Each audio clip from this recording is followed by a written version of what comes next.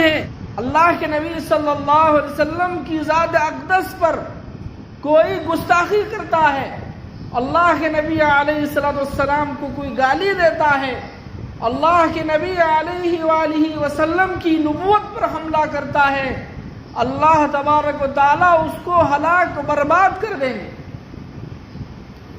اتنی نرالی ہے پیغمبر علیہ السلام کی ذات اقدس، پاکیزہ، گناہ سے پاکیزہ، آپ کی زندگی غلط اخلاق سے پاکیزہ، آپ کی زندگی جھوٹ سے پاکیزہ، آپ کی زندگی لعن و طعن سے پاکیزہ، آپ کی زندگی حسد سے پاکیزہ، آپ کی زندگی غیبت سے پاکیزہ ہے، آپ کی زندگی جھوٹ فریب دھوکہ سے پاکیزہ ہے۔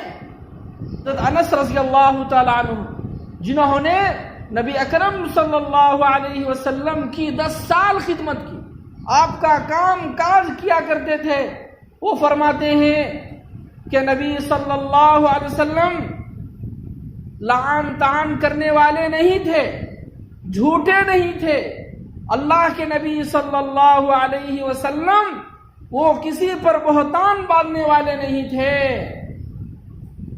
اللہ کے نبی کی شان، اللہ کے نبی پیغمبر محمد صلی اللہ علیہ وسلم کی اتنی پاکیزہ زندگی ہے کہ کوئی آدمی ان کے ذات پر انگلی اٹھا نہیں سکتا، کوئی اٹھائے گا وہ ذلیل ہوگا، وہ خوار ہوگا، اللہ تعالیٰ اس کو برباد کر دیں گے۔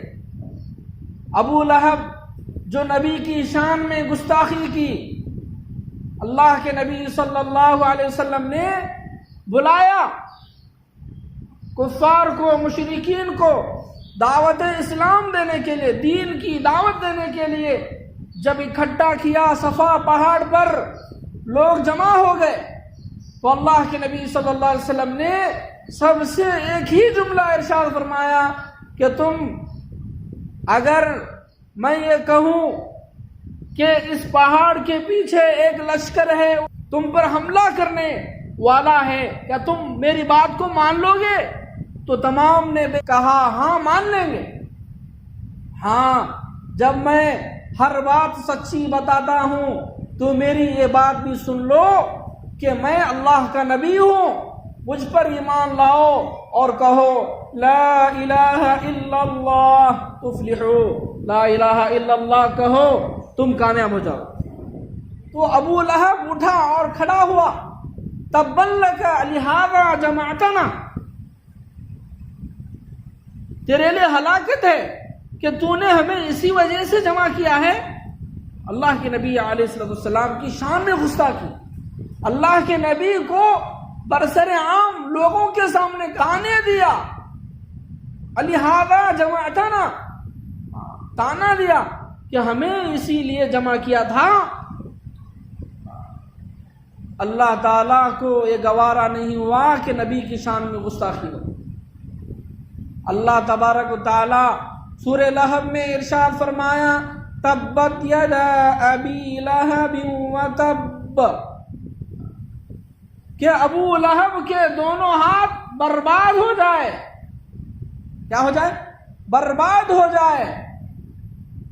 روایتوں میں آتا ہے کہ جنگ بدر کے بعد ابو لہب طاعون کی بیماری کے اندر، ایسی بیماری کے اندر مبتلا ہو گیا کہ اس بیماری میں وہ مر بھی گیا۔ ایسی سڑی بدبو اس کے جسم سے آ رہی تھی کہ لوگ اس کے لاش کے قریب نہیں جا رہے تھے۔ اس کو ایک لکڑی سے لوگ اس کو ڈھکیل کر کسی گڑھے میں ڈال دیا۔ ایسی سڑی بدبو اس کے جسم سے آ رہی تھی۔ کیوں؟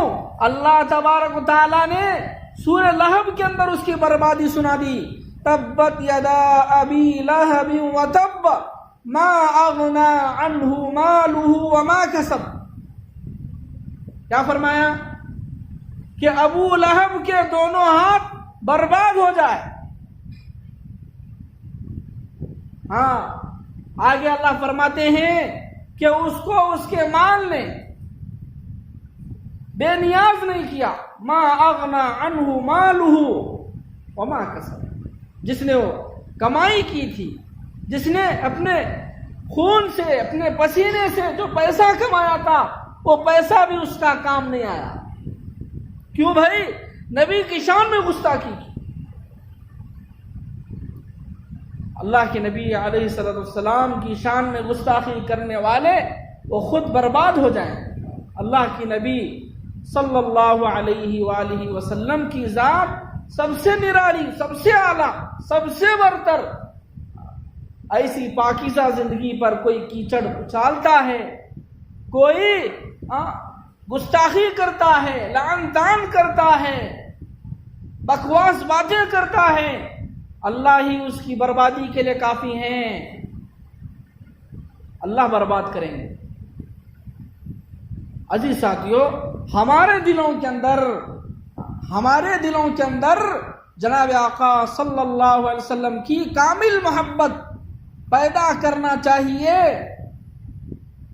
حضرت زید بن دسنہ رضی اللہ تعالی عنہ ایک صحابی رسول ہیں. کفار مشرکین ان کو پھانسی پر چڑھانے کے لیے تختے پر لے کر گئے. پھانسی کے تختے پر ان کو جب لایا گیا اور ان سے پوچھا گیا کہ زید، اب تم پھانسی کے پھندے پر ہیں، کیا تمہیں یہ گوارا ہے کہ تمہارے بدلے میں نبی اکرم صلی اللہ علیہ وسلم قتل کر دیے جائیں؟ تمہارے بدلے میں کیا کیا جائے؟ حضور اکرم صلی اللہ علیہ وسلم وہ اس جگہ پر ہو، کیا تمہیں گوارا ہے؟ تو حضرت زید بن دسنہ رضی اللہ تعالی عنہ نے ارشاد فرمایا، خدا کی قسم، حضور صلی اللہ علیہ وسلم جہاں بھی ہیں ان کو ایک کانٹا بھی چبھے اور زید اس کو برداشت کرے، یہ کبھی ہو نہیں سکتا. کیا نہیں ہو سکتا؟ حضور اکرم صلی اللہ علیہ وسلم کو ایک کانٹا بھی چبھے اور ہم اس کو برداشت کریں، یہ ہرگز ہمیں برداشت نہیں ہو سکتا، یہ ہمیں ہرگز گوارا نہیں ہے. اور تم پھانسی دینے کی بات کر رہے ہو. یہ ہے کامل محبت. صحابہ کے دلوں کے اندر اللہ کے نبی کی اتنی محبت تھی. نبوت کی ذات پر حملہ کوئی کرتا تھا تو حضرات صحابہ رضوان اللہ تعالی علیہم اجمعین اس کا سر قلم کر دیتے کہ نبی کی شان میں گستاخی ہمیں برداشت نہیں. مسیلمہ کذاب جو نبوت کا دعویٰ کیا، نبی ہونے کا اعلان کیا، تو ان کو کون قتل کیا بتاؤ؟ ان کو قتل کرنے والے حضرت وحشی رضی اللہ تعالی عنہ. کس کو؟ مسیلمہ کذاب جو نبوت کا دعویٰ کیا تھا، حضور کی زندگی میں نبوت کا دعویٰ کیا تھا، اور وحشی جو حضرت حمزہ رضی اللہ تعالی عنہ کو برچہ مار کر ان کو شہید کیا تھا اسلام لانے سے پہلے.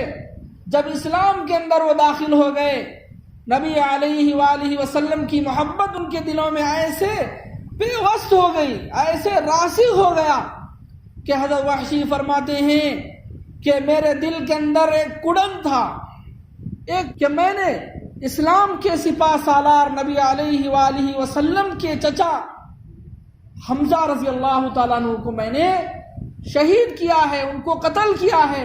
اس کا غم مجھے ستلا رہا ہے، اس کا غم مجھے بیٹھنے نہیں دے رہا. تو اس کے بدلے میں انہوں نے ٹھان لی کہ مسیلمہ کذاب کو کیسے میں قتل کر گئے. اس کا پیچھا کیا. مسیلمہ کذاب جو نبوت کا دشمن، نبی علیہ الصلوۃ والسلام کا کٹر دشمن اسلام، اس کو جا کے اسی تلوار سے مارا جس تلوار سے حضرت حمزہ کو مارا تھا، اور ایسے وار کیا، ایسے قتل کیا کہ اس کو قتل کر کے اس کو زمین پر گرا کر حضرت وحشی فرماتے ہیں کہ میں نے حضرت حمزہ کا خون بہا ادا کر دیا، کہ حمزہ رضی اللہ تعالیٰ عنہ کو میں نے اسلام لانے سے پہلے شہید کیا تھا. اب میں نبوت کا دشمن، نبی علیہ الصلوۃ والسلام پر حملہ کرنے والا جھوٹا نبی، کذاب کو میں آج قتل کر کے جہنم پہنچا دیا. آج میں نے حضور اقدس صلی اللہ علیہ وسلم کے روح اقدس کو ٹھنڈک پہنچا دی. یہ تھے صحابہ کہ نبی کی محبت اتنی ان کے دلوں کے اندر تھی. نبی کی ذات سے محبت ایمان کا حصہ ہے، اس کے بغیر ایمان کامل نہیں. کوئی آدمی صرف لا الہ الا اللہ کا اقرار کرتا ہے، محمد الرسول اللہ کو نہیں مانتا، وہ بھی کافر ہے، کافر ہے، کافر ہے. اس لیے عزیز ساتھیوں، ہمارے دلوں کے اندر عشق نبی، محبت نبی، جناب آقا محمد الرسول اللہ صلی اللہ علیہ وسلم کی محبت پیدا کرنے کی ضرورت ہے. ان کے نام پر مر مٹنے کی ضرورت ہے، ان کی سنتوں پر مر مٹنے کی ضرورت ہے، ان کے طریقوں پر، ان کی سنتوں پر مر مٹنے کی ضرورت ہے. اس کے بغیر ہم جنت کے اعلیٰ مراتب طے نہیں کر سکتے، اللہ کی محبت، اللہ کا عشق پا نہیں سکتے.